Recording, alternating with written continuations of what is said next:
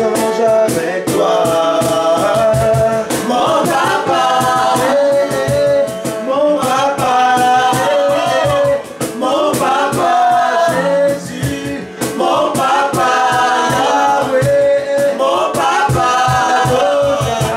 mon papa, Shaddai, mon papa, avec toi, Jésus, mon papa, je serai avec toi, Jésus, mon papa, je serai mon papa, mon papa, je serai avec toi, mon papa, au ciel avec toi, papa, oh Jésus tu es, oh Adonai tu es, oh ma gloire avec toi, oh les anges avec toi, oh je fais du tellement présent, Jésus est, Adonai tu es, Shaddai tu es, oh Emmanuel tu es, oh papa tu es, oh j'avancerai avec toi, oh je chanterai pour toi au ciel,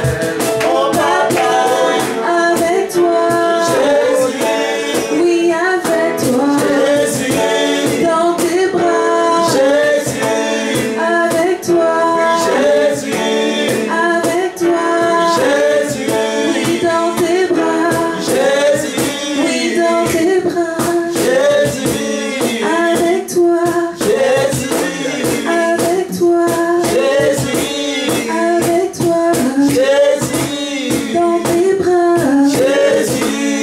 avec toi, avec toi, avec toi, dans tes bras, avec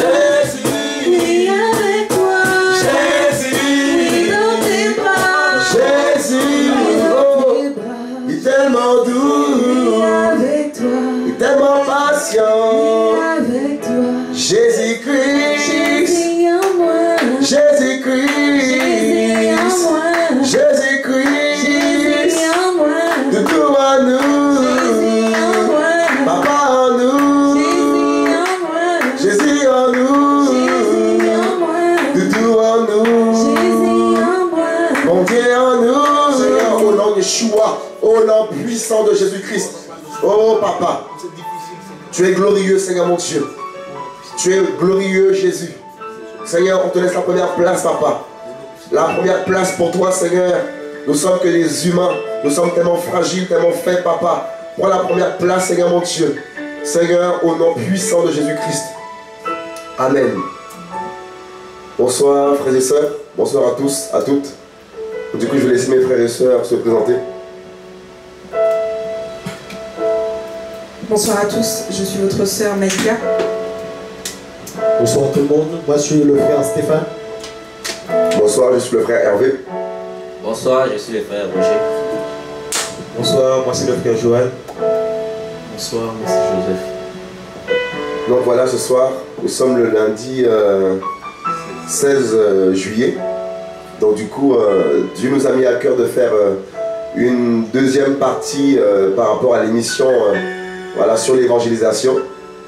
Donc on va se laisser conduire par notre Père. On verra qu'est-ce qu'il a à nous dire, à dire aux frères et sœurs qui sont dans les nations, qui sont là et qui suivent Jésus-Christ, qui aiment Jésus-Christ. Et sans plus tarder, on a reçu quelques questions des frères et sœurs du Maroc, qui ont fait un grand bonsoir ce soir, qui nous ont envoyé quelques messages par rapport à l'évangélisation. Donc on va tâcher, par la grâce de Jésus-Christ, de pouvoir répondre à ces questions qui ont été posées par nos frères du Maghreb. Donc on va prendre les questions qu'on a reçues. Alors, du coup, chacun pourra librement aussi parler. Alors, question. Alors, je demande, qu'est-ce qui vous motive? Alors voilà, la question est, qu'est-ce qui nous motive? Motive par rapport à quoi? Par rapport à l'évangélisation. Donc du coup, chacune peut... Est-ce que quelqu'un a un truc à dire? Voilà, une question qui est lancée, qui est donnée. Qu'est-ce qui nous motive? Simplement, moi je répondrais que personnellement, ce qui me motive à parler de Dieu, c'est son amour en fait, l'amour qu'il m'a communiqué.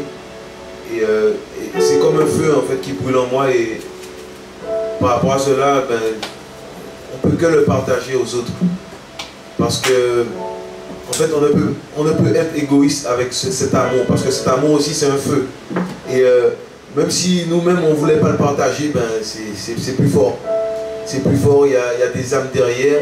Dieu aussi nous communique des visions, il nous communique des songes où il se révèle. C'est pour aussi qu'on puisse parler de ça aux autres. Et ce qui me motive vraiment, c'est l'amour de Dieu. Amen. Ouais. Pour moi, ce qui me motive en plus, c'est ce que le frère vient de dire, c'est l'amour. L'amour est ce que Dieu a fait aussi dans ma vie. Et je réalise que Dieu vraiment nous aime. Et moi aussi je vais communiquer cet amour-là avec les frères et sœurs, les gens qui ne suivent pas vraiment le Seigneur, mais qui veulent suivre le Seigneur. Je vais communiquer cet amour-là. C'est très important. Dieu m'a changé, Dieu m'a délivré de beaucoup de choses. Moi je ne peux pas rester moi-même caché, quoi. Il faut que je témoigne aussi l'amour de Dieu envers le monde, les gens qui ne comprennent pas que Jésus peut faire dans leur vie. Amen. Pour ma part aussi, c'est la même chose que les frères ont dit. C'est cet amour en fait qui nous anime, cet amour en Christ qui nous anime. C'est par l'œuvre aussi de la croix. Parce que nous voyons ce que notre Dieu a fait pour nous. Et cette œuvre-là n'a pas de prix. Il n'y a pas de prix à mes yeux, cette œuvre-là. Ça me dépasse. Rien que d'en parler, ça me dépasse. Il a versé son sang pour nous. Il a ôté sa vie pour nous. Il s'est sacrifié pour nous. Il s'est humilié pour nous. Ça n'a pas de prix. Nous voyons dans le monde, nous sommes vautrés dans le péché. On a pu aimer ces choses, le péché. Et pourtant, il s'est dit que je vais trouver une solution pour mes enfants. Voilà cet amour qui m'anime. C'est trop grand à mes yeux. C'est trop grand à mes yeux cet amour que le Dieu, le Créateur du ciel et de la terre, ait pensé à moi, Stéphane, Joanne, Hervé. Il a pensé à nous tous, même à vous qui nous regardez. Il a pensé à chacun de nous, personnellement. Personnellement. Et cet amour me dépasse. On ne peut pas ne pas parler de notre Dieu. On ne peut pas exprimer cet amour dans lequel il nous a donné. C'est simple.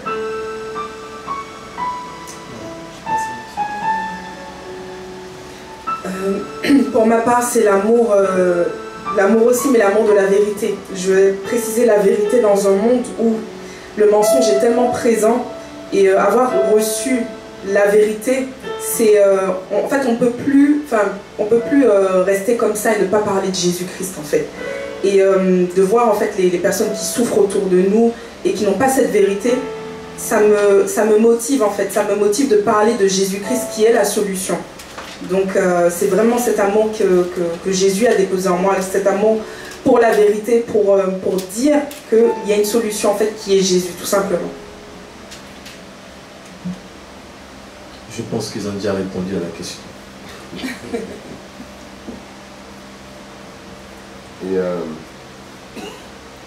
Et du coup, on va prendre Romains 5,5 pour aussi appuyer la raison, voilà, pourquoi il y a cette motivation aussi dans nos vies par rapport à l'évangélisation. Alors Romains 5 au verset 5.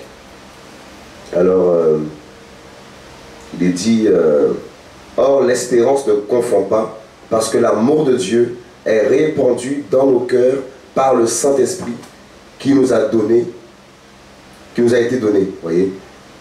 Or, l'espérance ne confond pas, parce que l'amour de Dieu est répandu dans nos cœurs. L'amour de Dieu est répandu dans nos cœurs. C'est aussi ça qui nous motive, parce que Dieu a déposé son amour dans nos cœurs.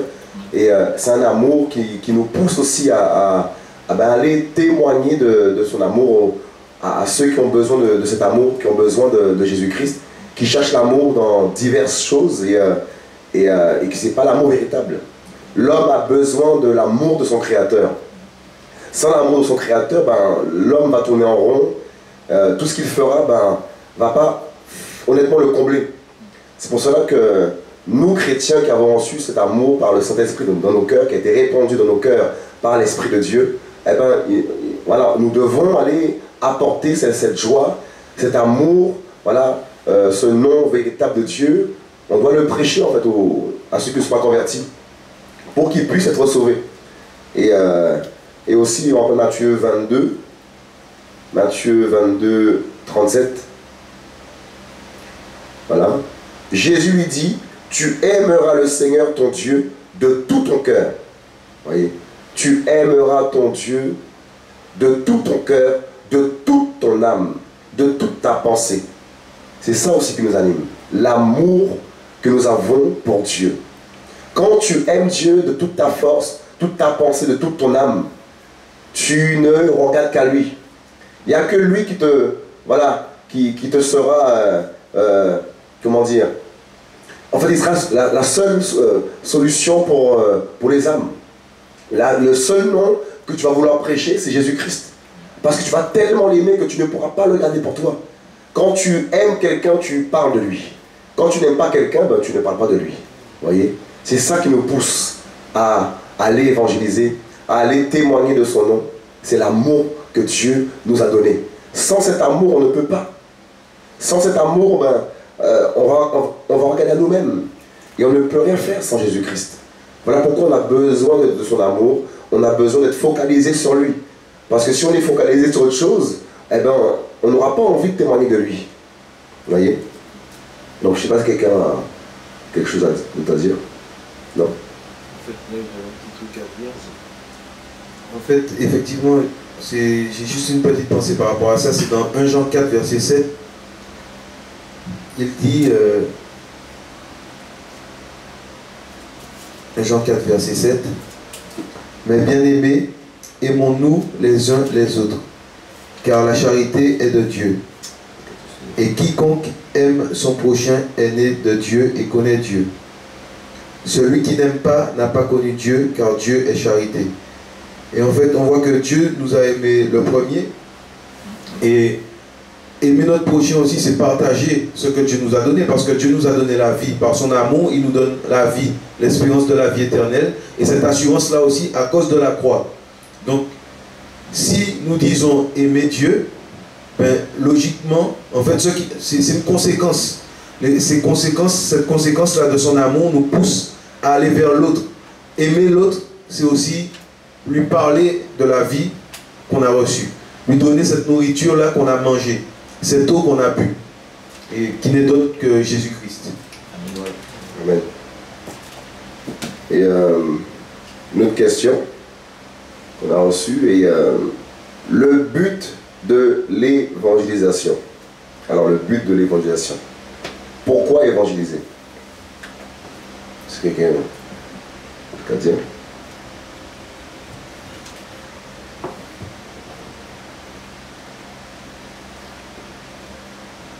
Alors, quelque chose? Non? Alors, le but de l'évangélisation, ce n'est pas une corvée. Évangéliser n'est pas une corvée.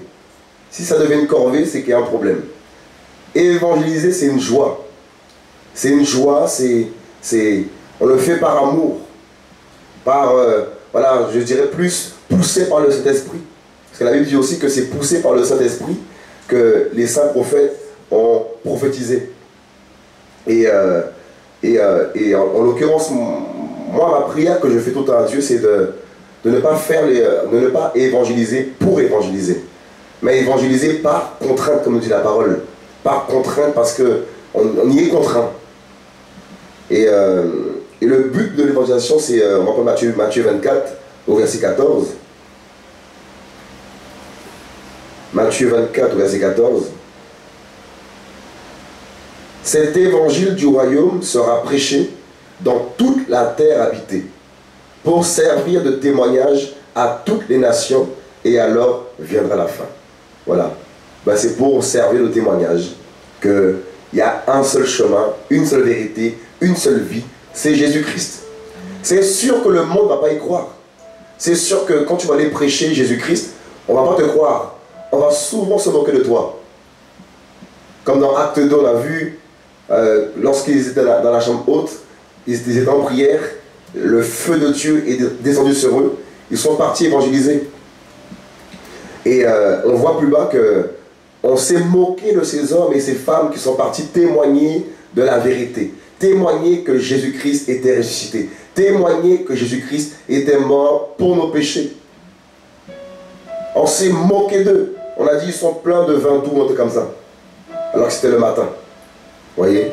Donc, l'évangile a pour but, voilà, le but de l'évangélisation, c'est de, voilà, c'est, comme on l'a lu, car cet évangile du royaume sera prêché dans toute la terre habitée.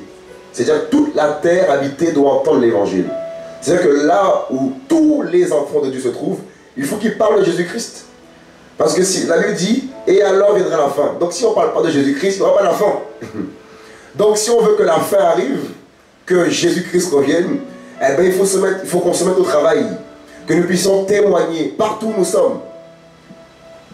Témoigner de la vérité. Témoigner de la résurrection de notre Dieu. Sinon la fin ne viendra pas. Hein? C'est écrit. Hein? Et alors viendra la fin. Donc il faut que nous nous focalisions, que les enfants de Dieu se focalisent sur la mission que Dieu, que Jésus-Christ nous a donnée. C'est d'aller parler. Parler de la vie. Mes amis, lorsque cette vie nous a touchés, comment on peut retenir captif cette vie? C'est pas possible. Partout où nous passons, ben, il faut dire à Jésus-Christ t'aime à quelqu'un. Est-ce qu'on le fait encore, honnêtement? Depuis combien de temps tu n'as pas évangélisé? Ne serait-ce dire à quelqu'un que Jésus-Christ t'aime, honnêtement. Souvent le temps passe, et comme on le dit souvent, c'est que on oublie d'évangéliser. Parce que plus le temps passe, plus la flamme s'éteint à cause de la vie. Et on oublie que Jésus nous demande de parler. On ne doit pas venir nous dire qu'il faut l'évangéliser, c'est naturel. C'est naturel parce qu'on est né d'en haut. Nous sommes nés du Seigneur.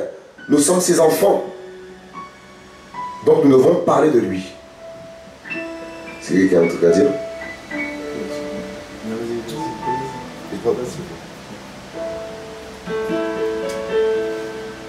C'est un petit verset.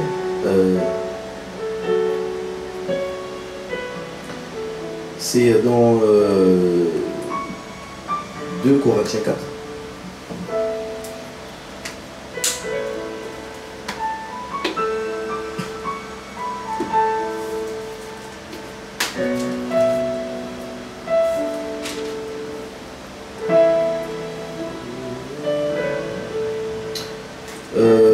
Deux Corinthiens 4, verset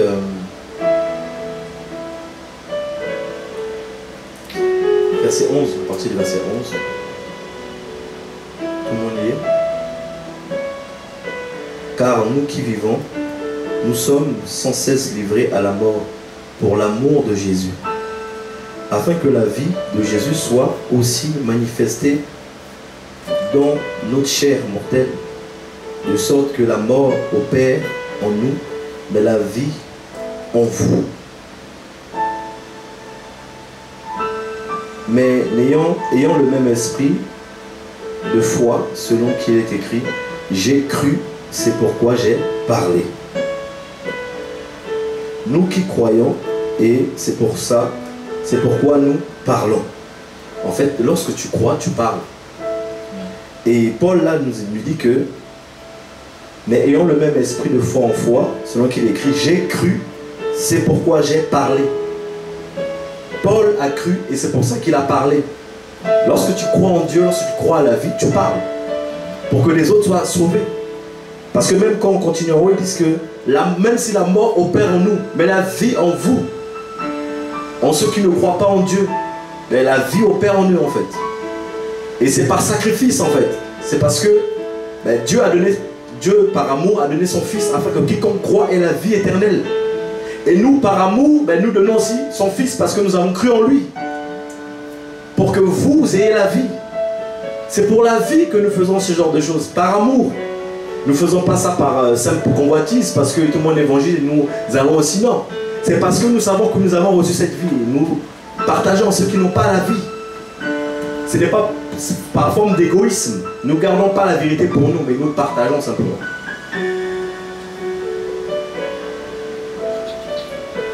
Pour ma part, je voulais rajouter que le Seigneur nous dit qu'il veut que tous les hommes soient sauvés. Et dans Acte 4, verset 12, pour que les hommes puissent être sauvés, qu'est-ce que la Bible nous dit? Acte 4, verset 12. Il n'y a de salut en aucun autre, car il n'y a sous le ciel aucun autre nom qui a été donné aux humains par lequel nous devions être sauvés. Donc mes amis, frères et sœurs, ceux qui m'écoutaient, nous avons besoin d'être sauvés par un seul nom. Et ce seul nom, c'est Jésus-Christ de Nazareth. Si nous sommes sauvés et que nous voyons les hommes qui sont dans ce monde n'ont pas ce salut, nous sommes égoïstes nous-mêmes. Nous savons que nous sommes sauvés et nous voyons les humains dehors. Nous savons qu'ils vont périr, qu'ils vont aller en enfer s'ils ne reçoivent pas cette vérité, ils vont en enfer. Parce qu'il n'y a pas d'autre nom, la Bible nous dit. Il n'y a qu'un seul nom. Il n'y a pas Bouddha, il n'y a pas Mahomet, il n'y a pas Allah, il n'y a pas d'autre nom. Il n'y a qu'un seul nom. Et si nous connaissons, si nous savons cette vérité, si nous connaissons cette vérité, nous sommes en droit, par l'amour de Dieu qui se manifeste en nous, de partager cet amour, de partager cette vérité, ce salut. Tout simplement que Jésus est la vérité. Jésus sauve. Jésus est le salut. Tout simplement, partager ce salut. Partager ce trésor qu'on a reçu pour avoir la vie éternelle. Tout simplement.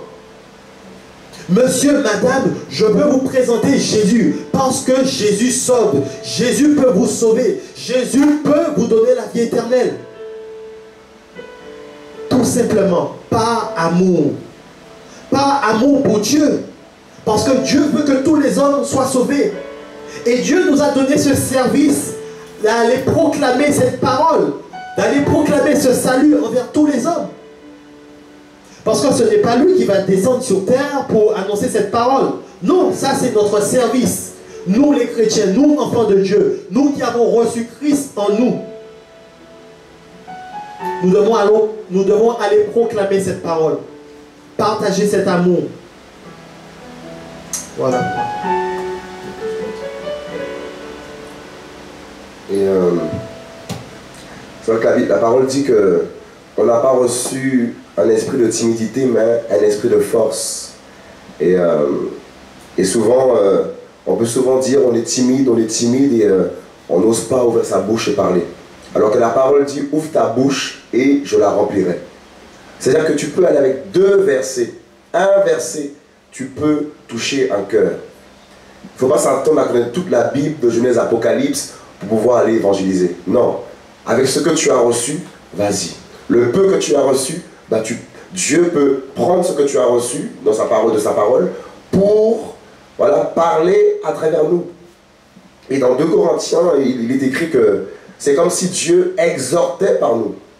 Donc ça veut dire que il ne faut pas que tu aies peur, que nous ayons peur d'être rejetés par notre prochain.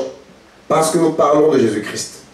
Parce que ce n'est pas nous qui rejetons, c'est Jésus-Christ. Voyez? Et donc du coup, l'autre question c'est, quel est le but de Dieu pour la France? Je dirais même mieux, quel est le but de Dieu pour les nations? Parce que Dieu ne vise pas qu'un pays, ça c'est toujours une question de nos frères et sœurs du Maghreb, du Maroc. Alors, Dieu vise les nations. Il vise tous les pays, tous les continents. Il ne fait de différence avec aucun pays. Il veut tous les pays pour lui. C'est pour cela qu'il nous demande dans Matthieu 24, 14, voilà, il dit que cet évangile du royaume sera prêché à toute la terre habitée. Ensuite viendra la fin.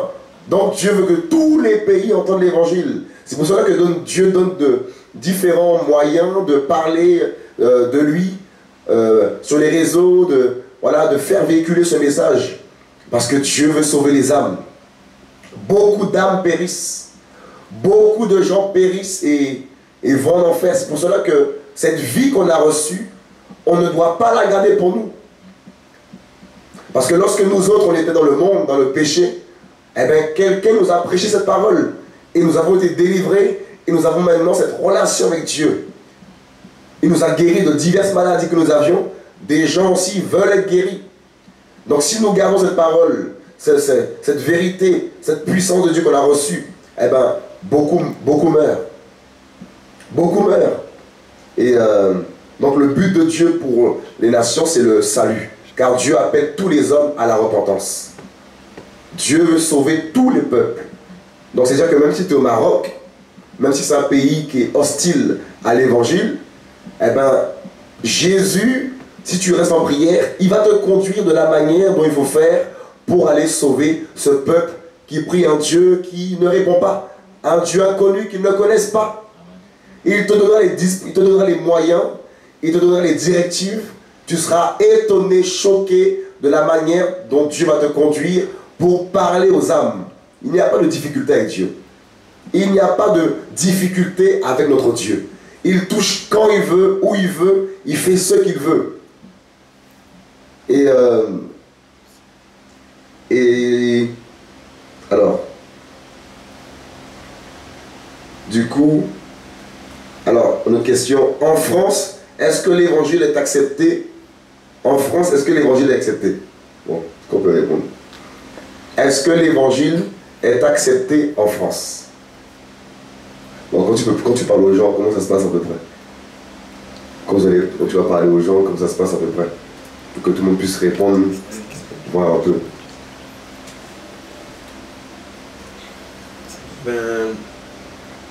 En fait, on sait très bien que l'évangile, c'est pas évident. Hein. C'est pas évident parce que, en fait, par rapport à l'état de ce monde, prêcher cette parole qui est quand même pure, ce sont les lois de Dieu, et c'est pas évident. Les personnes, on ne s'attend pas non plus à ce qu'on nous accueille les bras ouverts et tout. Ça peut arriver que les gens, les personnes à qui en fait l'évangile est annoncé, ben, ces personnes-là des fois sont heurtées dans leur cœur parce que ça les interpelle aussi par rapport à leur vie.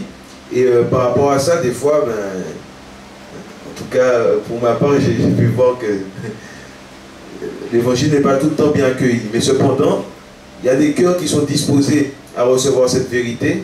Et je crois que Dieu fait un travail. Dieu fait un travail dans tous les cas. Je ne sais pas si quelqu'un veut ajouter quelque chose.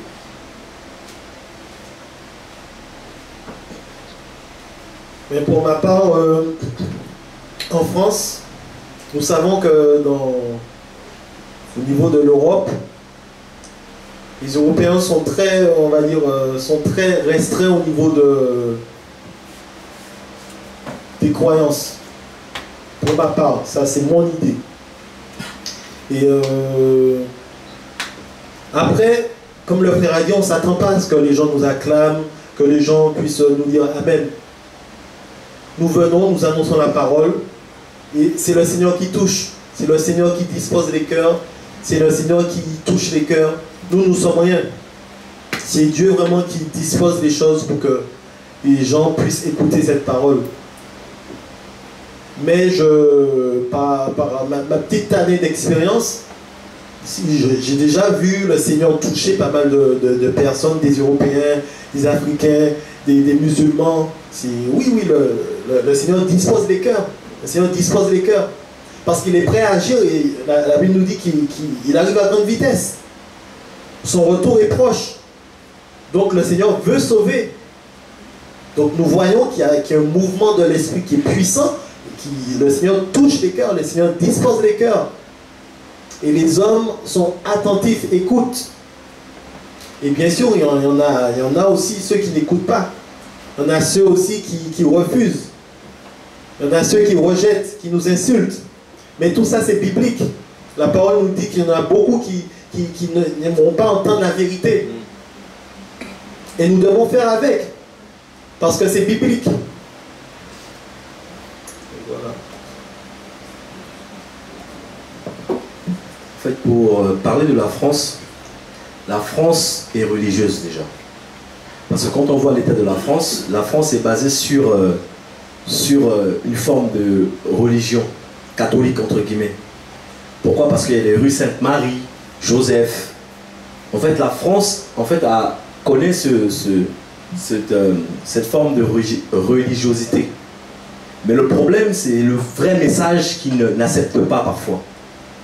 En fait, tout le monde dans le monde entier connaît Jésus. Mais le problème, c'est dans la vérité.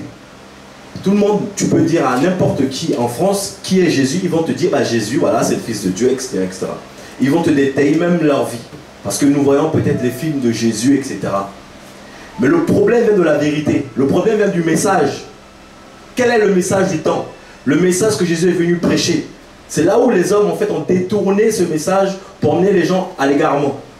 Parce que le vrai message de Jésus délivre les cœurs, sauve les gens. Et c'est là où ça coince, en fait. Tu vas là parler de Jésus, ils vont dire, ah, je connais Jésus, oui, oui. Parfois, il y en a, ils vont dire, oui, mais ils connaissent, en fait. Mais le problème, c'est le message qui sauve. C'est le vrai message qui délivre les cœurs. Que ce n'est pas la religion qui sauve, mais c'est Jésus. Ce n'est pas le fait d'aller dans une religion qui va te sauver, c'est le fait d'aller à Jésus. Il a dit, venez à moi, vous tous qui êtes fatigués et chargés. Je vous donnerai, moi, du repos. Pas la religion. C'est là où ça coince, en fait. C'est qu'on a trop appris, en fait, pour connaître Dieu, on a besoin de passer par une religion. Mais Jésus a dit, venez à moi, non vers une religion. C'est là où, en fait, ça coince. Accepter le message. Ils acceptent bien, ils connaissent Jésus. Il y en a même qui regardent des films de Jésus. Même les musulmans, peu importe qui. Même les bouddhistes connaissent Jésus. Tout le monde connaît Jésus. Mais maintenant, c'est accepter le message, en fait. Le message qui sauve les cœurs, en fait. Donc même Paul est venu dire, il y a un autre évangile, et tout. Non qu'il y a un autre évangile, mais il y a des gens qui gardent le peuple. Il y a des gens qui gardent avec une fausse religion. Même Paul dit, celui qui écoute, qu'il soit anathème, en fait. Parce qu'il y a une autre évangile qui emmène en enfer, en fait. Mais nous, l'évangile, en fait, nous ne disons pas que forcément que nous avons toute la vérité ou je ne sais pas quoi. Mais non, parce que nous avons rencontré simplement la vérité. C'est pour ça que nous partageons et cette vérité sauve les gens. Donc, voilà.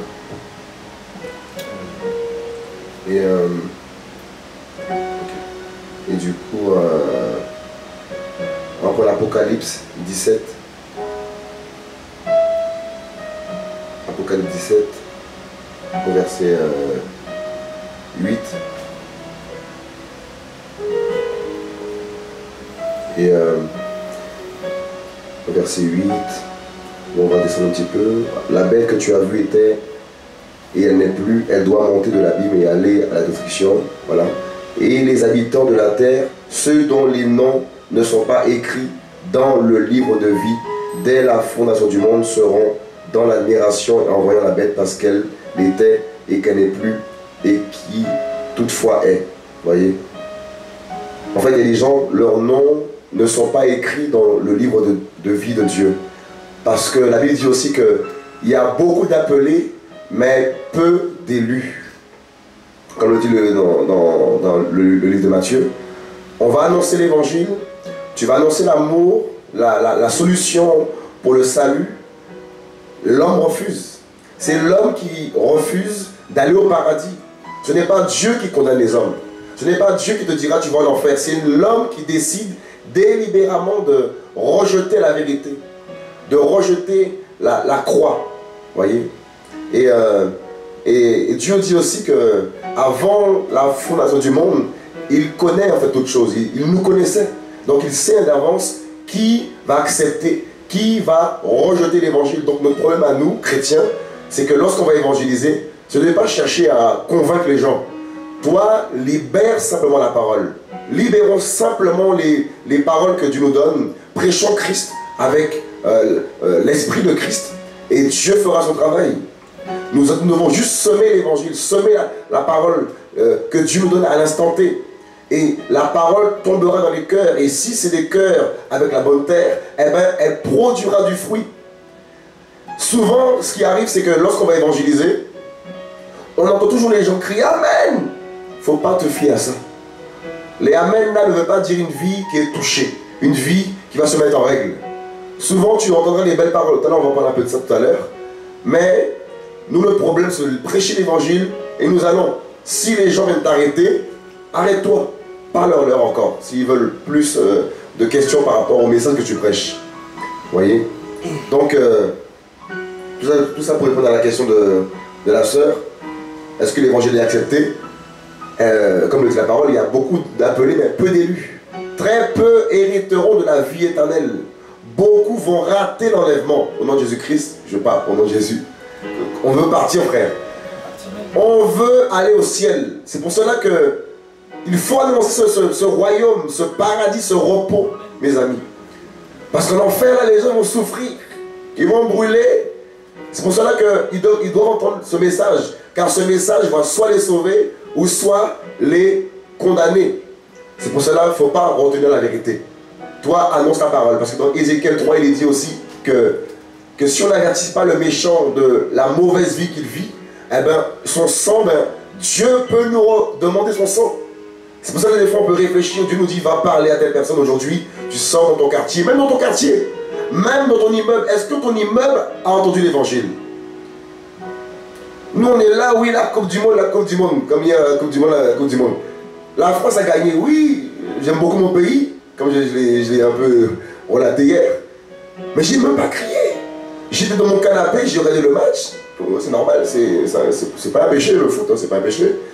J'ai regardé le match. Je pense que j'ai les cris. En fait, j'ai ressenti beaucoup de tristesse. Pourquoi? Mais le monde crie la joie, ils sont joyeux. Mais où est la joie aujourd'hui? Dans les trains, j'ai vu les gens toujours pareils. Toujours tristes, il n'y a plus d'unité. Et la joie est partie. Ce sont des choses éphémères. La joie d'un match de foot, c'est éphémère. Le monde crie, oui, victoire, victoire. Mais où est le nom de Jésus-Christ? On laisse le nom de Jésus pour acclamer des hommes. C'est terrible. Après, chacun fait comme il veut. Mais où est le nom du Seigneur? On peut se lever pour crier pour la Coupe du Monde, crier victoire, mais est-ce qu'on parle de Jésus-Christ dans notre bâtiment? Est-ce que dans notre bâtiment, on ose dire à notre voisin, voilà la réalité de la vie spirituelle, la réalité de la vie après la mort, est-ce qu'on ose le faire? De peur d'être mal vu tous les jours. Le problème, c'est qu'on regarde trop à nous-mêmes. On n'est pas focalisé sur Jésus-Christ. Et ben, la honte vient. La honte. La honte. On a honte. Pourquoi on a honte? Alors qu'il a fait tellement pour nous, Jésus. Tellement dans nos vies. Et jusqu'aujourd'hui, il agit encore dans nos vies. Mais on a honte de dire qu'il est vivant. Vous voyez? Et on va juste prendre Éphésiens 1 au verset 4. Toujours pas relaté par rapport à la question de la sœur du Maghreb. Selon qu'il nous a élus en lui avant la fondation du monde. Vous voyez? Dieu sait qui sont ses enfants. Il sait qui sera au ciel. Il le sait d'avance. Nous, on ne sait pas. Mais lui, c'est autre chose. C'est pour ça, proclame simplement l'évangile. Prions pour les âmes. L'évangélisation se passe d'abord dans la prière. D'abord dans la prière. Plus tu es dans la prière, plus tu es dans l'intimité, plus ce feu va t'envahir. Tu ne pourras pas le retenir. C'est pas possible. Comme dans Acte 2, on a vu, ils étaient dans la prière, dans la prière. Dans la prière, le feu est descendu. Ils ne se sont pas posé de questions. Ils sont allés dans la rue. 120 personnes. Ils ont parti prêcher comme ça, mais c'est terrible. Parce que le feu était sur eux. Plus nous passerons du temps dans la prière, dans l'intimité, plus Dieu nous fera faire des choses qui vont nous dépasser par rapport à l'évangélisation. Il nous enverra dans les lieux les plus inappropriés, selon l'homme, pour parler de lui. Parler de son avènement, parler de sa résurrection, parler de sa puissance, parler de son royaume qui vient.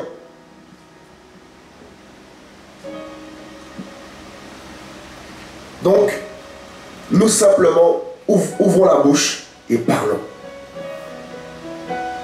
Parlons de notre chéri d'amour, notre doudou d'amour, Jésus-Christ de Nazareth. Et on va prendre notre passage dans Acte 18.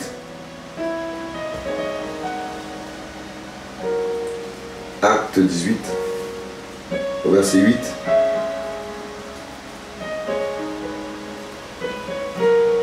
Pour aussi répondre à la question de la sœur qui, voilà, par rapport à ce pays qui est un peu hostile, c'est vrai qu'elle nous disait que malgré que ce soit hostile, elle ne peut pas s'empêcher. Elle va parler de Jésus-Christ dans son pays qui est 100% musulmane. Elle va parler de Jésus-Christ. Je suis convaincu que c'est Jésus-Christ qui te pousse à faire ça. Je suis convaincu. C'est la folie de Christ. La Bible dit que la prédication de la croix est une folie pour ceux qui périssent, mais une puissance de Dieu pour nous qui sommes sauvés. C'est-à-dire que quand tu reçois la puissance de Dieu, la folie de Christ, en fait c'est quand tu ne vois pas que le monde voit. C'est la foi. Tu vois les gens devant toi, mais en fait tu vois tu vois rien. Dieu, c'est comme s'il te fait voir, en fait il te voit sa gloire. C'est lui qui t'environne. Lorsque tu vas évangéliser ma soeur dans ce pays hostile, laisse-moi te dire que les anges de Dieu t'environnent. Il y a une armée de Dieu qui environne ses enfants lorsqu'ils sortent parler de lui.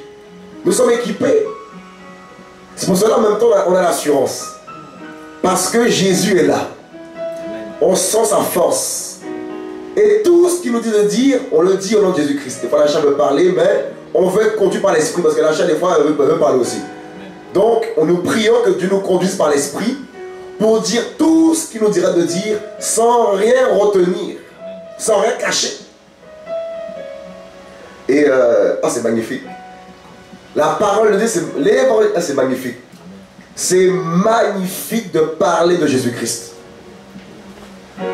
Même si on n'a ni or ni argent, c'est pas grave. On veut parler de Jésus. C'est la plus grande richesse. La richesse des richesses, c'est Jésus-Christ de Nazareth. C'est-à-dire que même si des fois, même moi je parle pour moi, même s'il n'y a pas d'argent, on est dans le brouillard total, je ne sais pas, Jésus-Christ est Seigneur. Et c'est quand ces moments sont là, les douleurs sont là, les cris, enfin les pleurs sont là, c'est là que Dieu aime et voit qui c'est qu'il adore véritablement. C'est dans les soucis, c'est dans les combats, dans les douleurs qu'on voit véritablement si on aime Dieu. Si tu n'as pas d'argent, il te dit évangélise. Est-ce que tu vas évangéliser? Est-ce que tu vas dire à Dieu, enfin, ton ticket est payé bien sûr, il ne faut pas frauder les trains, mais comprenez mon langage. Dans la vie de tous les jours, tu passes par des moments difficiles au niveau financier. Est-ce que tu vas plus regarder à tes problèmes financiers ou regarder au royaume de Dieu, faire la volonté du Père? La Bible dit que Jésus-Christ dit que sa volonté, quand il était sur terre, était de faire sa nourriture et de faire la volonté de son Père. Quelle est notre nourriture aujourd'hui? Alors que le Seigneur nous a donné une mission à tout un chacun. Et souvent les soucis nous fait jeter à terre la mission que Dieu nous a confiée, individuellement. Jean 4, 34. Merci mon frère Joseph. On peut le prendre en même temps. Jean 4, 34. On va le prendre en même temps. Jésus leur dit, ma nourriture est de faire la volonté de celui qui m'a envoyé et d'accomplir son œuvre. Nous ne sommes pas par hasard sur terre. Dieu nous a appelés il y a quelques années et il savait très bien à quelle période il allait toucher nos cœurs. Mais maintenant qu'il nous a touchés, on a une mission. Une mission bien précise et claire. Et je crois que Dieu est fidèle. Il dit à tous ses enfants là où il les attend. Peu importe ce qu'il te dit de faire, tu dois le faire. Parce qu'il a des âmes derrière. Il y a des âmes à sauver. Il y a des vies à libérer. Il peut même te faire démissionner ton emploi, te faire envoyer pour te placer quelque part d'autre, juste pour parler à quelqu'un. Quelques années, 2, 3 ans après, boum, il peut te déplacer. Il peut le faire. Il peut même t'envoyer à l'hôpital pour te faire parler à quelqu'un et partir après. Dieu, il est trop grand et trop fort. Parce que souvent, des fois, les hôpitaux, on les oublie, les hôpitaux. Un jour, je crois qu'il m'a envoyé à l'hôpital. Je crois que c'est... Ouais, j'avais témoigné de ça un jour. Un jour, j'avais des palpitations terribles. Pendant plusieurs jours, palpitations. Je dis, mais il se passe quoi? Je vais mourir quoi? Un jour, je vais au travail. Je prends un Vélib, le vélo pour aller à mon travail, le Vélib à Paris. Il me dit, tu vas pas travailler. Je fais, je vais pas travailler. Mais c'est comment c'est qu'il faut que je travaille, sinon les papiers, les mettre, c'est compliqué. Il me dit, tu vas pas travailler. Va voir le médecin, t'as des palpitations. Je suis, bon, et ça te servira d'alibi par rapport aux palpitations, c'est vrai. Voilà, t'as des palpitations, va voir le médecin. Je suis d'accord, ben bizarre. Je vous dis, je prends le train, je vais à l'hôpital voir le docteur. Arrivé à l'hôpital, je vois un jeune que j'avais évangélisé depuis moins 2-3 ans en arrière. Il avait écouté, la parole était touchée. Ben après la jeunesse l'a rattrapé. La cité, tout ça, ça l'a rattrapé. J'étais persécuté pendant moins 2-3 ans. Du coup, arrivé à l'hôpital, je vois qui dans un siège fauteuil roulant. Je vois ce jeune, Marvin. Marvin, si tu t'écoutes ce soir, Dieu t'aime beaucoup, Marvin. Il était assis dans un fauteuil roulant. Et du coup, je commence à discuter avec lui, discuter. Il me dit qu'il est hospitalisé parce que sa mère, c'était compliqué, voilà, c'était compliqué. Donc il était plus dans la cave, il dormait dans la cave. Et du coup, le feu a pris. Le feu a pris. Donc du coup, l'hélicoptère est venu, on l'a pris, on l'a ramené à l'hôpital. Et ils ont découvert qu'il avait un problème cardiaque. Je dis, oh, Seigneur, je viens pour moi-même, j'ai des palpitations, maintenant tu me dis de prier, de parler à ce jeune maintenant. Je dis, mais qu'est-ce qui se passe là? Et du coup, il demande la cigarette à plusieurs personnes qui marchent autour, il demande la cigarette avec son fauteuil roulant, il roule comme ça avec son fauteuil roulant. Pendant que je lui parle, il m'oublie un peu, il va demander la cigarette, c'est pas du feu. Du coup, il revient à un moment donné, il revient me voir, alors qu'il avait déjà demandé la cigarette à une personne, il revient. Il reste bloqué sur le fauteuil roulant. Oh, yeux révulsés, il est en train de mourir comme s'il mourait devant moi là. Je fais waouh! À l'hôpital, dehors, il y a tout le monde qui passait. J'ai commencé à prier au nom de Jésus! Au nom de Jésus! La mort quitte-le! Oh, il commence à vomir et ses yeux reviennent normal. J'ai fait ouh! Qu'est-ce qui se passe? Donc, du coup, j'ai pris le fauteuil roulant. Je suis parti aux toilettes avec lui. Parce que c'est comme si c'était pas fini. Du coup, on rentre aux toilettes. Comme ça, prier pour lui. Les gens rentrent dans les toilettes. Je ferme la porte. Je prie pour lui, délivrance. Il vomit du sang, il se relève et il commence à marcher. Il me dit qu'il ne marchait plus. Il ne marchait plus. Dieu l'a délivré à l'hôpital. Dehors, devant tout le monde, aux toilettes après. Restauré, il a vomi du sang. Il s'est mis debout. Il a dit qu'il est guéri. Du coup, on est reparti dans sa chambre d'hôtel, dans sa chambre d'hôpital. Les médecins me disent, enfin, ils leur ont branché le cœur. Son cœur battait à 70, alors qu'avant c'était 40. Son cœur ne marchait pas bien. La dame a dit, Dieu vous a envoyé ce monsieur pour vous sauver aujourd'hui, Marvin. J'étais choqué, je me dis, mais Dieu il m'a dit, va pas travailler. C'était pour rencontrer quelqu'un à l'hôpital. Et à la fin, moi-même, je vois le médecin, je dis au médecin, en fait, j'ai palpitation. Et j'avais ma journée, en fait, par rapport à ma visite chez le médecin. Dieu fait des choses qui peuvent nous dépasser. Toutes choses concourent au bien de ceux qui aiment Dieu. Et ce jeune délivré, voilà, Dieu l'a délivré totalement. J'étais choqué. C'est pour ça que si Dieu te dit va pas travailler, qu'est-ce qu'on va faire? C'est terrible. Jésus. Du coup, je dis Seigneur, je ne vais pas travailler. La paye, tout ça. Ouh. J'ai dit Seigneur, d'accord, je t'écoute. Et j'ai écouté Jésus, il a sauvé quelqu'un là-bas. C'est pour cela que tout ce que Dieu nous dit de faire, efforçons-nous de le faire. Parce qu'il veut se glorifier derrière. C'est magnifique. Vous voyez, il dit, ma nourriture est de faire la volonté de celui qui m'a envoyé et d'accomplir son œuvre. Vous voyez, faire la volonté de Dieu. Se nourrir, voilà, Et voilà, de faire sa volonté en fait. Ta nourriture, de faire la volonté de Dieu. Voyez? Donc voilà pourquoi ne nous laissons pas distrayer par les choses de la vie et focalisons-nous sur Jésus-Christ. Je ne sais pas si quelqu'un a un truc à dire.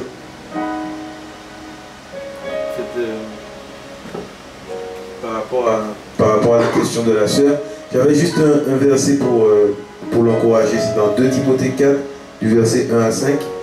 Je vais juste lire. Donc, ça dit, il est écrit, je t'en conjure devant Dieu, le Seigneur Jésus-Christ, qui doit juger les vivants et les morts lors de son apparition et de son règne. Prêche la parole, insiste en toute occasion, favorable ou non. Reprend, censure, exhorte, avec toute douceur d'esprit et avec doctrine. Car il viendra un temps où les gens ne supporteront plus la saine doctrine, mais aimant qu'on leur chatouille les oreilles, ils accumuleront docteur sur docteur, selon leurs propres désirs. Et ils détourneront leurs oreilles de la vérité et se tourneront vers les fables. Mais toi, veille en toutes choses, endure les souffrances, fais l'œuvre d'un évangéliste, rends ton service pleinement approuvé. Donc en fait, je voulais juste encourager la sœur. J'ai eu ça à cœur et on sait que ça peut être difficile là-bas, mais on veut vraiment t'encourager à continuer. Et vraiment, continue. Et vraiment, c'est cet encouragement que j'ai pour toi. Fais ce que le Seigneur te demande. Et Dieu qui te voit là-haut te donnera toujours en fait cette joie, cette paix par le Saint-Esprit. Et il t'encouragera aussi par les âmes qui touchera. Voilà.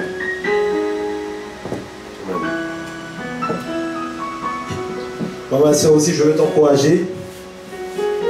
Même si tu te dis que tu es seul au Maroc, tu es seul au pays, en Maghreb, tu te dis que ces choses sont trop immenses pour moi. Mais laisse-moi te dire que tu sers un Dieu puissant. Je veux prendre un passage avec toi dans Isaïe 9, verset 5. La Bible nous dit, car un enfant nous est né, un fils nous a été donné, et l'empire reposera sur son épaule.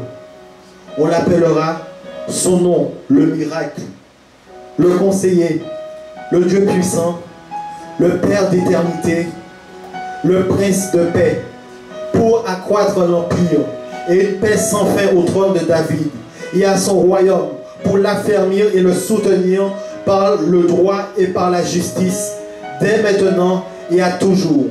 Voilà ce que fera le zèle de Yahweh des armées. Amen. Jésus, le Dieu puissant. Jésus, le Père d'éternité. Laisse-moi te dire que Jésus n'est pas un petit Dieu. Laisse-moi te dire, si tu t'appuies sur Jésus-Christ de Nazareth, il fera de grandes choses avec toi.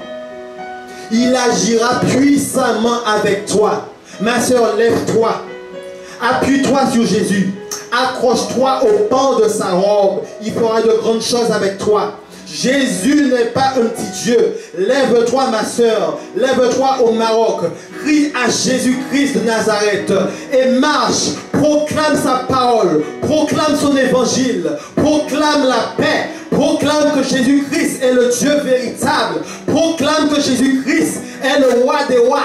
Il agira puissamment avec toi parce que sa parole est puissante. Sa parole libère. Sa parole affranchit. Il déploiera, il envoiera des anges, une armée d'anges avec toi et personne ne pourra te toucher. Personne ne pourra poser la main sur toi parce qu'il est le grand Dieu, il est le grand roi, Jésus-Christ de Nazareth. Ma soeur, lève-toi avec Jésus. Lève-toi avec Jésus-Christ de Nazareth. Nous ne te présentons pas un petit Dieu. Jésus-Christ est le Dieu véritable, le prince de paix, le créateur du ciel. Une parole et la nature se met à son ordre. Une parole et les hommes fléchissent devant lui. Une parole et les démons tremblent. Les hommes fléchissent fléchisse, les âmes fléchissent et toute parole confesse qu'il est le roi des rois. Lève-toi ma soeur, lève-toi au Maroc, lève-toi dans ta nation et proclame que Jésus-Christ revient. Il t'a sauvé, il sauvera encore d'autres hommes par ta vie. Crois en lui, fortifie-toi en lui. Prends courage ma soeur, fortifie-toi.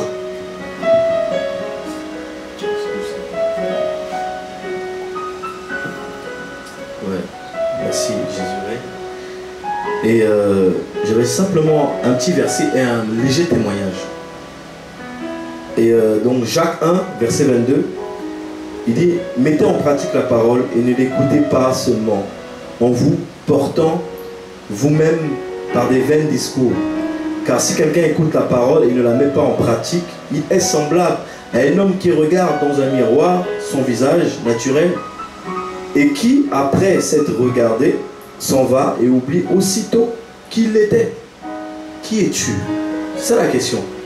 C'est que mon témoignage, en fait, que je vais raconter, en fait, ça s'est passé il y a peu de temps. J'étais au travail, j'ai changé de travail, je suis poissonnier. Et dans le travail, il y a un Mexicain que j'ai croisé. Un Mexicain. Et il me racontait, en fait, tout ce qui se passait, en fait, aux États-Unis, dans les quartiers chauds, etc. Et il expliquait en fait simplement qu'il vivait vraiment une vie de dangereux en fait. C'est son oncle, ses cousins, etc. tuaient des gens. Il y avait quelqu'un de très réputé dans sa famille qui tuait des gens, qui frappait même des femmes enceintes, on voit tuer quelqu'un simplement dans la rue. Bon, pour prouver en fait que tu es un bonhomme, tu vas dans la rue et tu tires sur quelqu'un au hasard. Et c'était ça en fait la vie là-bas vers le Mexique, etc. Et maintenant il expliquait ce qu'il a vu en fait et ça m'a beaucoup fait réfléchir. Je m'explique, c'est que il disait qu'en fait ce gars dangereux, en fait Jésus l'avait touché. Et quand Jésus l'avait touché, il allait prêcher aux autres, Jésus est Seigneur. Mais les gens ne le croyaient pas en fait. Ils disaient mais attends, tout ce qu'il faisait, etc. Il tuait des gens, etc. Mais lui, il parle de Jésus et il voyait son cousin, c'est un membre de la famille, donc c'était un cousin, et il voyait parler de Jésus, il dit mais il est fou. Il parle de Jésus, et avant il faisait n'importe quoi. Et maintenant en fait, c'était en guerre, il y avait des quartiers opposés, ils étaient en guerre. Maintenant celui, en fait, son cousin qui était touché, qui était en guerre face à un autre quartier, en fait il est parti parler au chef de l'autre quartier. Mais avant de partir en fait lui parler, il est parti voir son cousin. En fait, comme c'était de la famille, il est parti voir son frère plutôt, son frère. Il a dit à son frère que quand j'irai là-bas, je vais mourir. Donc en fait, il savait que quand il allait annoncer l'évangile là-bas, il allait mourir. Et son cousin dit non, mais comment ça tu vas mourir? Il me dit parce que je me sens obligé. Dieu m'envoie aller là-bas. Mais il savait qu'il allait mourir en fait. Ça m'a beaucoup touché en fait. Parce que nous, on nous blague à Paris, on est des blagueurs, mais là-bas, c'est dangereux. Mais il a pris le risque d'aller, même s'il allait mourir. Et il a dit que même si j'irais, en fait, là-bas, on va me tuer. Et son cousin ne comprenait pas. Il disait que, mais, dans peu de temps, en fait, la personne, en fait, mon ennemi là-bas, va être touché. Et quand il va être touché, il va venir te voir. Mais ne le tue pas. Parce qu'en Mexique, en fait, quand on tue quelqu'un de ta famille, en fait, tu es obligé de te venger. Mais il a dit en fait simplement à son cousin, en fait, ne te venge pas, il va venir te voir, même s'il m'a tué, ne te venge pas, parce qu'il sauvera 1000 âmes. Ça m'a beaucoup touché en fait, ça m'a tellement touché. Et le gars est parti, il prêchait dans tout le quartier, personne ne l'a tué. Et il est arrivé devant le gars, le chef de bande, et il a parlé de Jésus. On ne sait pas ce qui s'est passé, mais le gars qui travaille avec moi, le Mexicain, a vu en fait son cousin découpé en plusieurs morceaux dans une poubelle. Le gars que Dieu avait touché, son cousin, découpé dans une poubelle. Découpé, donc il ouvre la poubelle, il voit son cousin découpé. Et il appelle, oh il est mort, il est mort. Mais non, mais sauf que son frère, il avait déjà prévenu son frère qu'il allait mourir. Et maintenant, 5 ans après le drame, 5 ans après, en fait tout ce tumulte, le gars du quartier là-bas vient voir son cousin exactement comme il avait prédit. C'est fort, ça m'a tellement touché. Et il revient le voir. Quand il revient le voir, le gars de l'autre bande de la vieille lui parlait de Jésus. Il dit que Jésus m'a visité. Comme, en fait, ton cousin que j'ai tué m'avait dit. Donc 5 ans après, on voit les fruits. 5 ans après, son cousin, en fait, donc, maintenant, son frère pleurait. Quand le gars du quartier l'expliquait, il pleurait en larmes. Il disait, mais en fait, mon cousin avait raison. Et juste après ça, en fait, le gars du quartier qui a découvert son cousin a prêché Jésus. Et 1000 âmes ont été sauvées par Jésus, mes amis. C'est pour ça, peu importe les difficultés, nous sommes renouvelés par la force de Jésus. Amen. Il faut aller toujours annoncer l'évangile. Et la Bible dit que la moisson est grande. Et, excusez-moi, j'ai juste un petit verset qui me vient, dans la suite du verset que le frère a pris. Il dit, dans Jean 4, verset 35, il dit, ne dites-vous pas qu'il y a encore 4 mois jusqu'à la moisson? Voici, je vous dis, levez vos yeux et regardez les champs qui déjà blanchissent pour la moisson. En fait, la moisson a déjà blanchi. Il faut simplement des ouvriers. Et de chercher des ouvriers pour aller annoncer la parole, peu importe les difficultés, peu importe si on nous tue, peu importe si la chair, je ne sais pas, mais nous sommes renouvelés par la force de Jésus. C'est pour ça qu'il faut aller simplement. Et ce témoignage m'a beaucoup touché, m'a vraiment dit qu'en fait, je dois encore faire des efforts. C'est pas parce que j'ai reçu Jésus que je vais m'arrêter à ce que j'ai. Je veux encore plus de lui. Wow, c'est encourageant. Voyez. En fait, la graine ne pousse pas tout de suite. Il y a un temps où Dieu l'arrose, l'arrose, l'arrose, l'arrose, l'arrose, et le fruit va pousser. L'arbre va pousser. C'est pour ça en fait que n'attends pas tout de suite à ce que les gens se convertissent. Comme nous autres, lorsqu'on a reçu l'évangile, on ne s'est pas converti aussitôt. Il y a des années qui se sont découlées. Donc du coup, il faut persévérer. Il faut persévérer dans le travail de l'évangélisation. Vous voyez? Et c'est demain qu'on verra le résultat. Ça se peut même, Dieu va nous prendre avant. Et c'est après que les arbres vont pousser dans les cœurs, que les gens vont recevoir la vie de Christ. Et pendant que le frère parlait, il y a un passage qui parle du prophète Agabus, qui avait prophétisé que Paul allait être lié, tout ça, en montant à Jérusalem. C'était vrai ce qu'il a reçu. Paul a dit, il va y aller. Il est prêt à mourir pour Jésus-Christ. Quelle foi de Paul. Il était prêt à aller mourir pour la vérité. Mes amis, la vérité, lorsqu'on prêche la vérité, lorsqu'on annonce la vérité, c'est une puissance. On n'a pas de puissance contre la vérité. On a, mes amis, la puissance pour la vérité, mes amis. Qui peut arrêter l'église de Dieu? Qui peut arrêter le peuple élu de Dieu, l'armée de Dieu, le peuple élu de Dieu, qui n'a pas peur de sortir, crier, annoncer cette parole de vie? Mes amis, on est sorti évangéliser jeudi. Tout le train a entendu la parole. Tout un wagon, des centaines et des centaines de personnes ont entendu l'évangile, mes amis. On n'a pas cherché à comprendre qui était touché. Nous, on est partis. Des gens nous suivaient. Ils nous suivaient, ils demandaient, mais c'est quoi le message? Vous priez où? Ceux qui en vous là, c'est fort. Des musulmans. Les gens ont soif, mes amis. Je vous dis, la moisson est là. Il faut aller pour voir ce qui se passe dehors. C'est grave. Les gens souffrent. Et quand tu annonces cette parole de Dieu, cette puissance de Dieu, mes amis, il y a des chaînes qui se cassent dans les cœurs.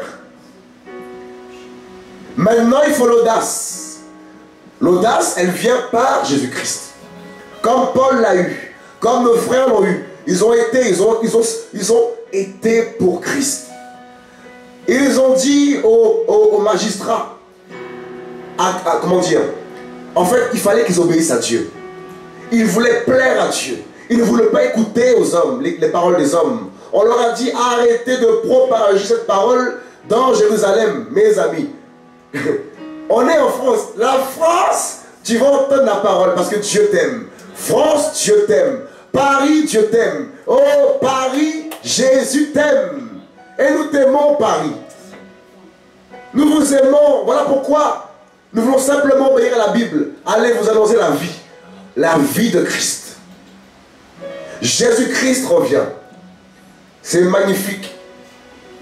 On prend le passage dans Romains 1,16. Jésus-Christ, notre Dieu, on l'adore. On adore Jésus-Christ. Romains 1,16. Car je n'ai pas honte de l'évangile de Christ. Vu qu'il est la puissance de Dieu pour le salut de tous ceux qui croient, du juif premièrement, mais aussi du grec. Pas de distinction. Tout le monde a droit à la parole. Tout le monde a droit de recevoir la vie de Christ. L'évangile. L'évangile qui guérit les cœurs. L'évangile qui parle de la résurrection et de la mort de Christ. L'évangile qui parle de la grâce de Christ.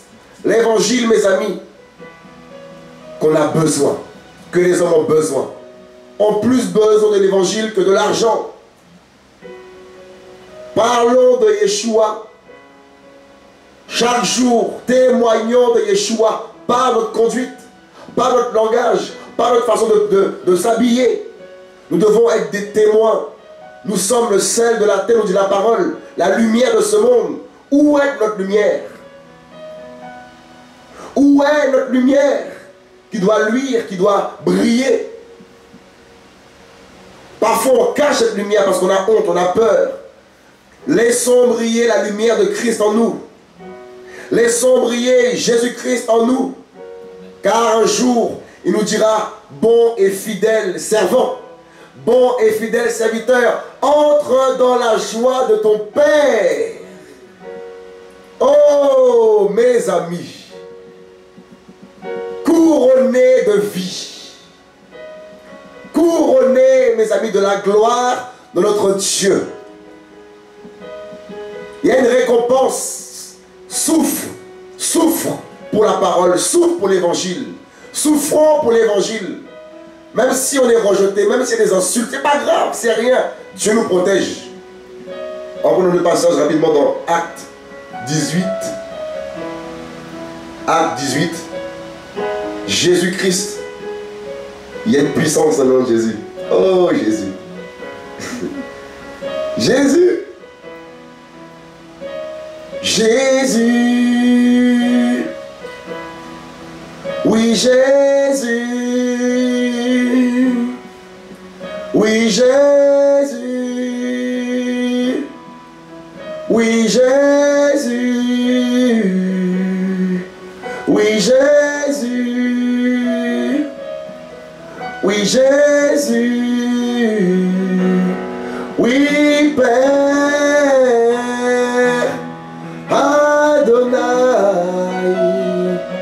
Oui Jésus, oh papa, couvre-nous papa, couvre-nous le toit Seigneur. Oui Jésus, oui Père, ta présence. Acte 18, verset 9. Le Seigneur dit à Paul dans une vision pendant la nuit, ne crains pas, mais parle. Tu vois, voyez, mais parle et ne te tais pas. Jésus nous dit ce soir, on ne doit pas se taire. L'Église de Dieu doit parler. Les enfants de Dieu doivent parler. Ils ne doivent pas se taire. Parce qu'on leur dit de se taire. Ils doivent parler. Parler de Jésus-Christ de Nazareth. Parler de la repentance, parler de la croix, dénoncer le péché, oui c'est biblique. Ne prêche pas un évangile qui va caresser les gens dans le sens du poil. Car la Bible nous dit aussi qu'à la fin des temps, les hommes, mes amis, ne supporteront pas la saine doctrine, mais auront la démangeaison d'entendre des fables, des paroles qui caressent leur cœur, qui font du bien à leur chair. Mais Dieu nous demandera des comptes pour cela. On ne doit pas cacher la vérité.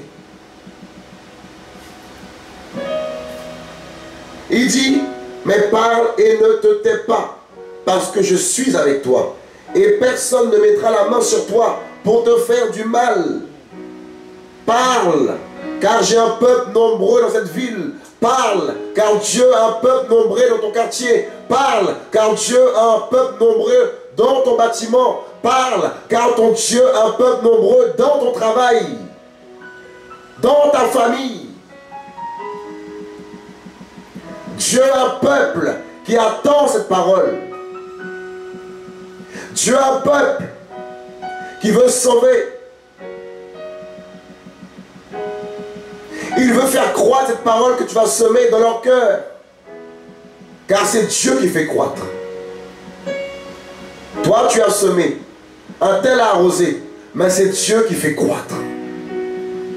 Sème cette parole. Continue à semer cette parole. Continue à te lever et proclamer cette parole.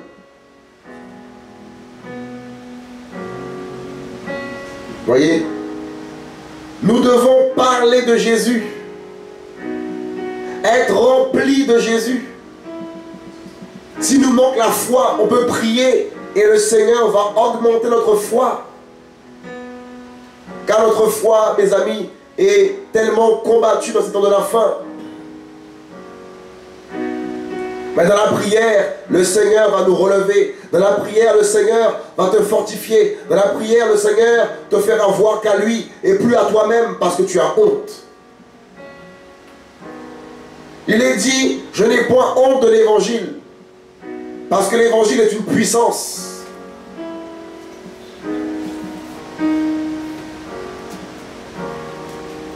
Oui, Jésus. Oui, Jésus. Yahweh, Yahweh, Yahweh. Tu es mon espérance.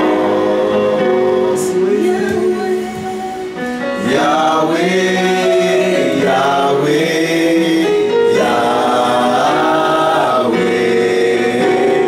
Tu es mon espérance. Yahweh, Yahweh, Yahweh, Yahweh.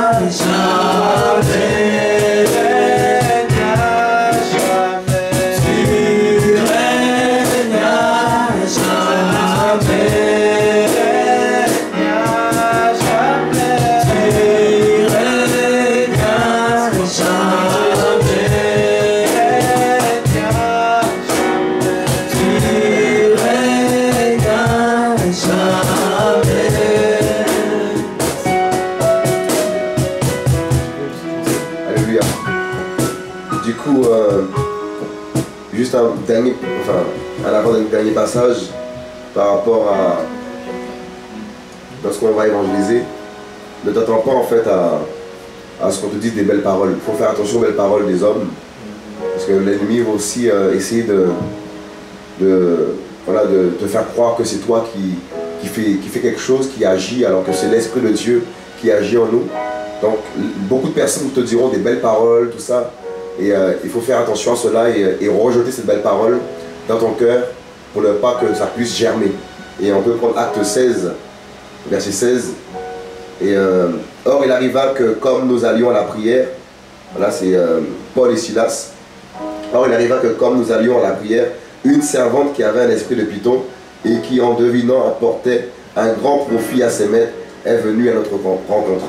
Et elle s'est mise à nous suivre, Paul et nous, en criant, disant, ces hommes sont les esclaves du Très-Haut, et ils vous annoncent la voie du salut.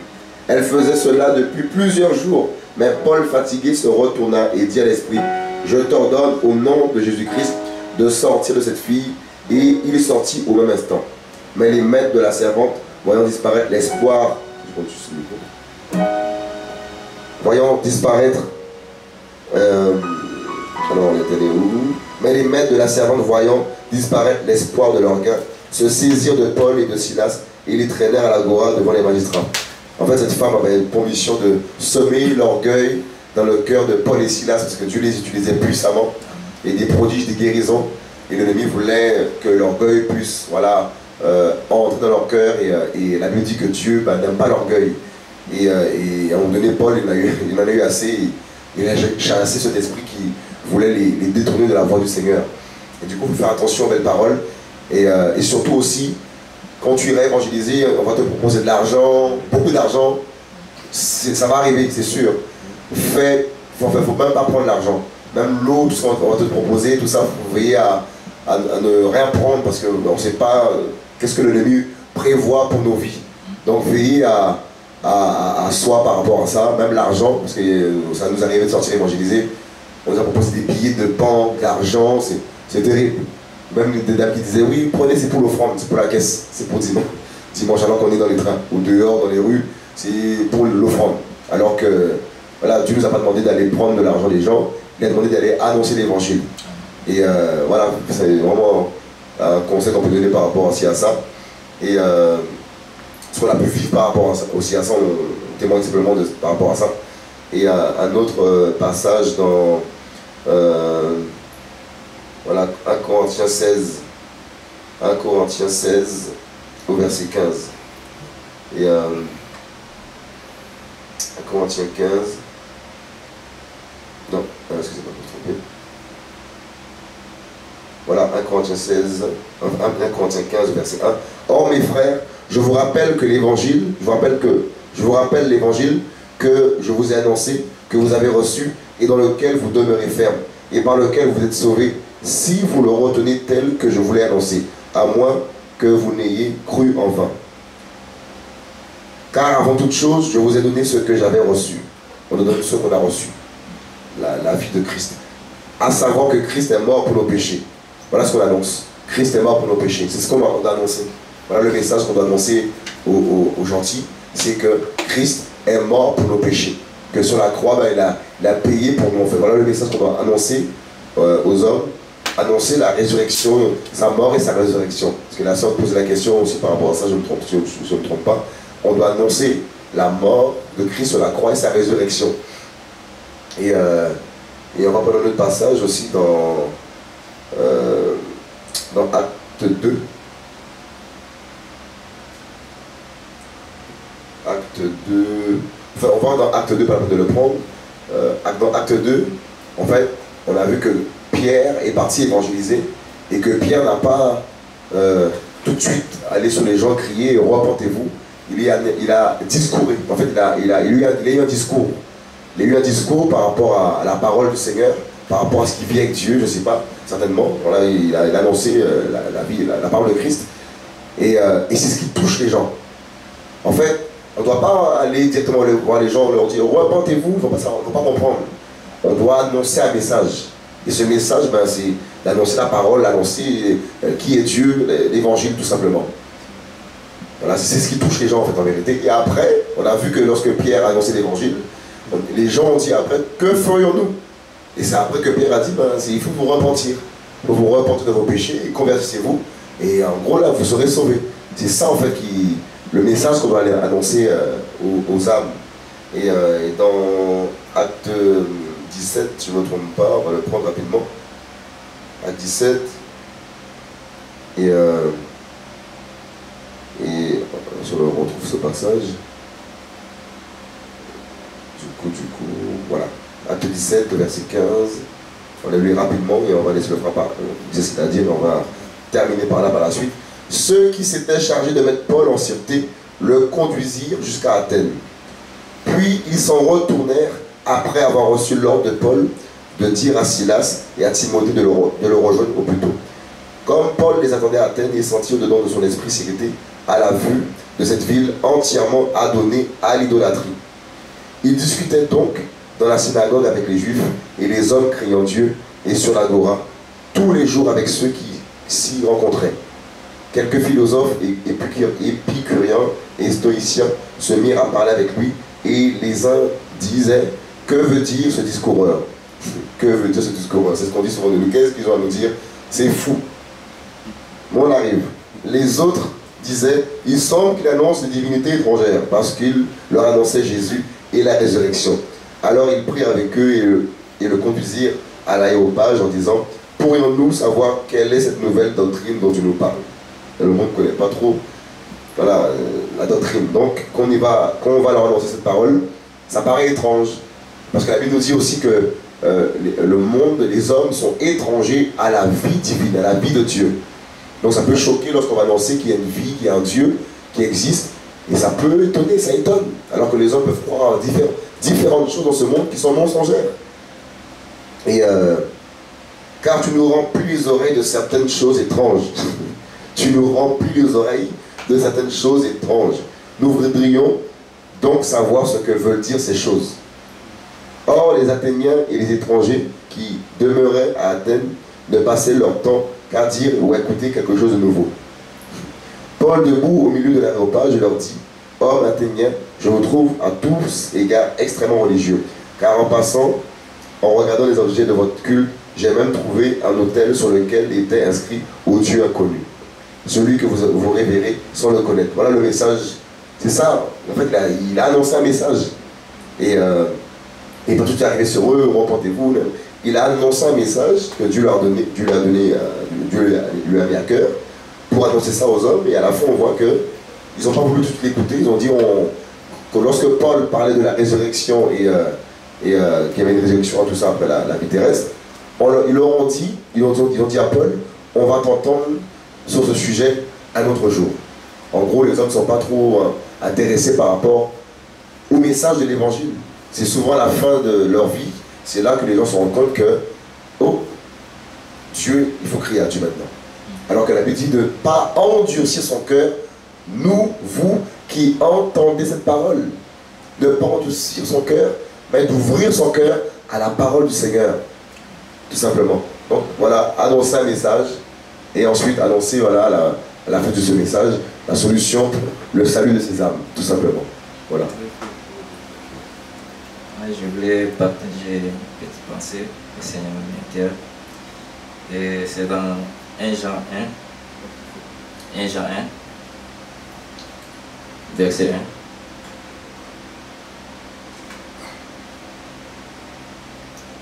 Ce qui était dès le commencement, ce que nous avons entendu, ce que nous avons vu, et de nos propres yeux, ce que nous avons contemplé et que nos propres mains ont touché concernant la parole de vie.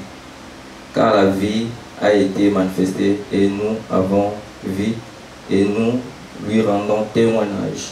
Et nous vous annonçons la vie éternelle qui était toutefois tournée vers le Père et qui nous a été manifestée.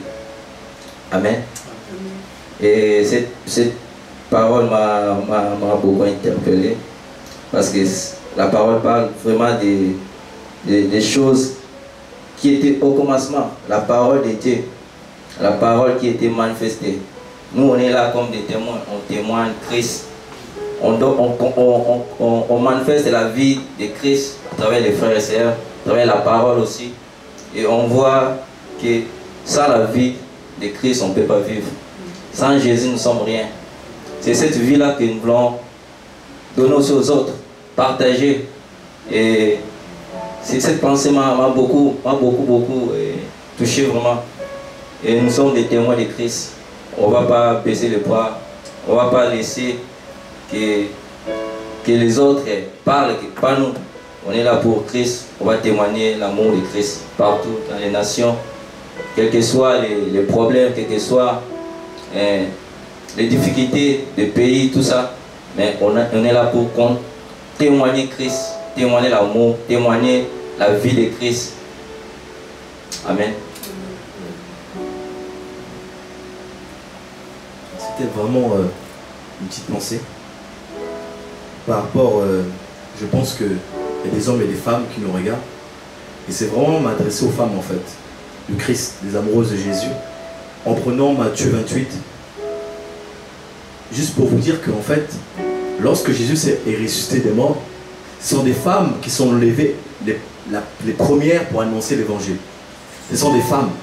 Donc peu importe qui tu es, peu importe si tu te minimises, femme, en fait, c'est à toi le message. Car en fait, Dieu, Jésus est venu dire d'aller annoncer à ses disciples qui va nous précéder en Galilée. On va prendre le verset. Matthieu 28, à partir du verset 5. Mais l'ange prit la parole et dit aux femmes. Voilà, l'ange parle aux femmes. Donc l'ange dit aux femmes, pour vous, ne craignez pas, car je sais que vous cherchez Jésus, qui a été crucifié. Il n'est pas ici, car il est ressuscité comme il a dit. Venez et voyez le lieu où le Seigneur était couché. Et allez-vous-en promptement. Et dites à ses disciples qu'il est ressuscité des morts. Et voici, il vous précède en Galilée. C'est là que vous le verrez. Voici, je vous l'ai dit. Alors elles sortirent promptement du sépulcre avec crainte et grande joie et coururent annoncer à ses disciples. Comme elles allaient pour annoncer à ses disciples, voici, Jésus se présenta devant elles et leur dit, réjouissez-vous. Et elles s'approchèrent et l'embrassèrent ses pieds et l'adorèrent. Tu es appelé à témoigner de Jésus. Tu es appelé à aller en fait annoncer à tous les enfants de Dieu qui sont encore endormis, qui doivent se réveiller. En fait, peu importe si tu es une femme, tu dois te lever pour parler aussi de Dieu. Ce n'est pas parce que l'évangile n'a pas été donné qu'aux hommes. Elle a été donnée aussi aux femmes qui doivent se lever. Et vous voyez que quand Jésus a dit, ben, allez, et je vais vous précéder en Galilée, c'est que en fait, les femmes doivent annoncer la venue de l'époux. L'époux doit revenir avec une robe terrible. Et tu as appelé aussi à témoigner, simplement. Voilà pourquoi, femme, lève-toi simplement, annonce l'évangile avec ce que Dieu t'a donné. Et vous voyez que quand ils sont partis promptement, elles coururent même. Elles coururent et elle a croisé Jésus et elle adorait. Elle a embrassé ses pieds. Ne veux-tu pas embrasser les pieds de ton époux? Ne veux-tu pas embrasser, caresser ses longs cheveux blancs? Femme, lève-toi, annonce simplement l'évangile. Dieu est bon, Dieu est vraiment bon. Et on espère que, nous croyons que Dieu a pu encourager beaucoup de jeunes qui vont écouter ce message et qui suivent ce message ce soir. Et nous croyons que beaucoup seront secoués par l'Esprit de Dieu, beaucoup seront équipés par le Seigneur. Dieu va vraiment, je crois, pousser beaucoup de jeunes à aller annoncer cette parole. Ce n'est pas que aux autres, voilà, c'est la mission de l'Église. Et Dieu conduira chacun dans la manière dont il veut que tu puisses proclamer cette parole. Et va seulement, va, même si tu es seul, 2, 3, va. priez, allez. Et vous serez étonnés. Vous serez étonnés de ce que Dieu fera. De la manière dont Dieu va vous conduire dehors, là où vous enverra parler de lui. Nous croyons que Dieu va beaucoup équiper beaucoup de jeunes, voilà, pour parler de lui, parler de lui, parler de lui, véhiculer ce message. Comme le dit la parole dans Joël 2,28, car Dieu va répandre son esprit sur toute chair, les jeunes gens, les vieillards, même les vieillards vont prophétiser. Il n'y a pas d'âge pour aller prophétiser. Il n'y a pas d'âge pour aller proclamer la parole. Peu importe l'âge que tu as. Peu importe le nombre d'années de conversion que tu as. Même si tu as 1 an de conversion, Dieu peut te pousser à aller crier, à aller parler de lui. Même si tu as 6 mois de conversion, Dieu peut te saisir ta bouche et parler à travers toi. Il n'y a pas d'âge avec Jésus-Christ. Il n'y a pas d'auteur, de grandeur. Dieu prend qui il veut. Il peut même parler à travers un âne, on l'a vu. Parler à travers un âne. Donc c'est pas toi qui as 70 ans, 60 ans, que Dieu ne peut pas envoyer, parler encore de lui. Ne regarde pas à ton jeune âge. Là où tu te trouves, là où tu es, Jésus veut agir. Donc voilà, on va terminer par là. Et on se dit à quand Dieu voudra, tout simplement. J'espère au ciel, s'il revient de ce soir, au nom de Jésus-Christ. C'est notre désir aussi, c'est de partir en enlèvement, être prêt pour ce retour majestueux du Seigneur. Donc voilà, bonne soirée frères et sœurs, et on se dit à bientôt. Au nom de Jésus-Christ. Amen.